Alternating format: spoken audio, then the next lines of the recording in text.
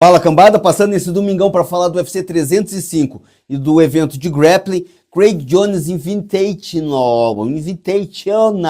Bom, mas por que é tão difícil? Por que os americanos botam esses nomes nesses eventos? Bom, deve ser porque eles são americanos, mas tudo bem. A gente vai falar então rapidão do evento de grappling com duas coisas que eu não poderia deixar passar. Primeiro, combate entre Mackenzie Dern e uma frenética Ffion Davis, que com um jogo afiado naquele específico ao qual ela treina, que é aquele tipo de modalidade, conseguiu vencer de maneira completamente dominante a nossa Mackenzie Dern, que divide, obviamente, os treinos dela entre o grappling e todas as outras modalidades que abrangem o esporte que hoje traz o sustento dela, que é o MMA. Na luta principal entre Gabi Garcia, mulher, contra o dono do evento Craig Jones, que venceu por submissão Gabi Garcia com mata-leão no segundo round. Mas uma coisa que a gente tem que botar muito em pauta nesse combate é que muito maior do que a luta em si, foi toda a aclamação que teve a pesagem. Uma atitude ali um tanto controversa do amigo próximo de Gabi Garcia, Craig Jones, que deu um beijo à força nela, trazendo uma questão de discussões de vários outros públicos que não faz a mínima ideia nem de quem seja a Gabi Garcia e muito menos Craig Jones para a internet, dando uma amplitude, uma visão e até a curiosidade de um público muito maior para esse combate de grappling, Invitational. E um posicionamento dos internautas, onde eu busquei informações sobre esse combate, que me deixou extremamente espantado, com a seguinte frase: se esse combate tivesse acontecido no MMA, o resultado ia ser diferente. Well, we'll see. We haven't seen Gabi even try for a takedown yet. Garcia.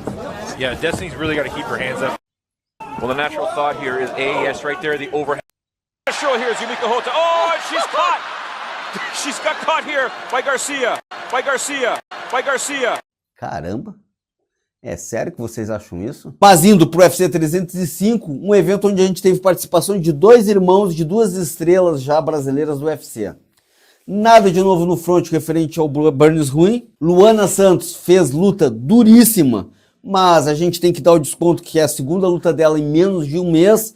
A parte engraçada que eu acho disso tudo é que, assim como Johnny Walker, ela tá dividindo os treinos com algumas dancinhas de TikTok, mas vamos convir que as dancinhas dela agradam muito, mas infinitamente muito mais do que as dancinhas do Johnny Walker.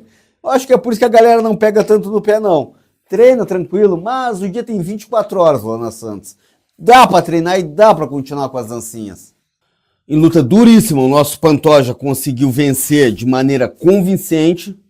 A gente teve, inclusive, o irmão do próprio Johnny Walker, que luta com um resultado controverso entre o bate e não bate ali, botou o Justin Tafa numa situação completamente constrangedora de birra no final do resultado, mas que venceu com uma chave de calcanhar, indiscutivelmente, o neozelandês. E a gente teve também uma aula, simplesmente uma aula de calma, precisão, domínio de octagon e contundência, levando ao 9º nocaute consecutivo Carlos Prates. Cala a boca, meu irmão, você fuma, cara, quem é você? Vindo logo após a luta que ganhou o prêmio de combate da noite, entre Hooker e Ganrot. Hooker, já com aquela agressividade muito conhecida dele, conseguiu dominar e defender as quedas, mostrando que não só de skin nova, mas também com uma vontade renovada para poder voltar a lutar, procurando de repente até uma revanche com Dustin Poirier. Outro combate que chamou muito a atenção foi o combate entre Kai Kara-France, o co-main event, contra Erceg. E eu tenho uma particularidade sobre esse combate que eu vou deixar para comentar junto com a minha observação sobre o último combate dessa noite, porque me pareceu muito que na luta com o Pantoja o Erceg conseguiu parecer ser bom. Ou foi o Pantoja que conseguiu parecer com que Erceg fosse bom? Mas seja como for, já vamos para a última luta. Israel Adesanya versus Dricus du Plessis. E não é uma vontade simplesmente de desmerecer toda a atuação do du Plessis, mas o que eu vi ontem foi um Israel Adesanya completamente sem vontade de lutar.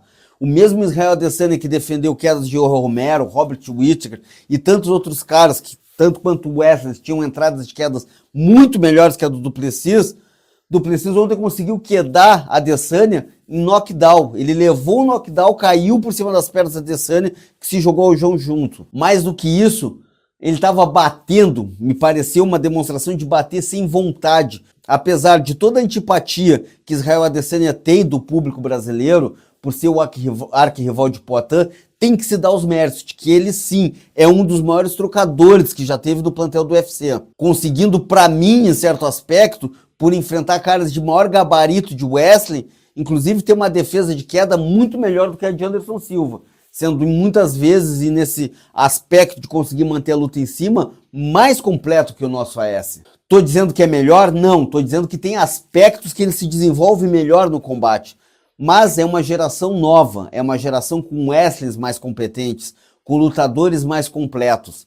E deixou para trás ele também muitos caras que só não são campeões porque ele tá ali. Como especificamente o próprio Robert Whittaker, que conseguiu, na penúltima luta dele, perder para o atual campeão, Dricus du Plessis. E aí eu vou trazer de novo o Pantoja para essa discussão e fazer um parâmetro, pegar uma linha de pensamento para ver se vocês concordam comigo ou não. E quero que vocês deixem nos comentários essa concordância ou discordância com a minha linha de pensamento. Já pedindo comentário, vou pedir também que deixem o like no meu vídeo aí, que é só dar um clique, pessoal. É mais fácil do que dar um soco. Existe uma máxima no meio da luta que diz que a técnica vence a força. Mas tem algo que vence a técnica e a força. E que nesse evento se mostrou mais essencial do que nunca, que é a vontade de vencer, a perseverança. Porque para mim, e isso que eu sou muito flexível no meu ponto de vista referente a possíveis campeões, mas é indiscutível que nadadores como o Dricus du Plessis e o nosso próprio querido Pantoja parecem muitas vezes não saber bater em linha, avançam e vencem trocadores muito mais técnicos, que venceram outros campeões mais técnicos, que se mostram lutadores muito mais bem preparados, mas perdem para a vontade desses caras que entram batendo, como estivessem nadando num rio, mas conseguem vencer pela vontade, por impor o jogo e não se submeter, apesar de estarem apanhando por socos em linhas, por socos alinhados. Então a máxima do evento que eu consegui ver e analisar com uma derrota do Erceg para um Kai Kara-France, que ambos já perderam para o nosso Pantoja, e Pantoja sempre dá a impressão nas lutas dele de que ele vence pela extrema vontade, também ficou muito claro para mim que Dricus du Plessis é o mesmo tipo de lutador, que vence acima de tudo pela vontade, deixando marcado inclusive a total falta de vontade de Adesanya, ao contrário da opinião de muitos outros internautas que dizem: o Poatan tirou a vontade dele de vencer, mas ele vem de vitória sobre o Poatan, e o que me pareceu do Adesanya após vencer Poatan e perder para dois campeões completamente aleatórios quanto Sean Strickland e Dricus du Plessis, é a ideia de que a vontade dele passou após a vitória, e não como muitos dizem, ou acontece com muitos outros campeões que perdem a vontade após uma derrota para o arquirrival, ou por simplesmente, como Tony Ferguson, que simplesmente perdeu o quê da luta, um tanto quanto pela luta com Justin Gaethje, mas outro tanto por não ter conseguido lutar com um campeão, que era o Khabib, que era o foco, a meta de carreira dele, lutar contra o campeão Khabib. Mas aqui fica a minha observação.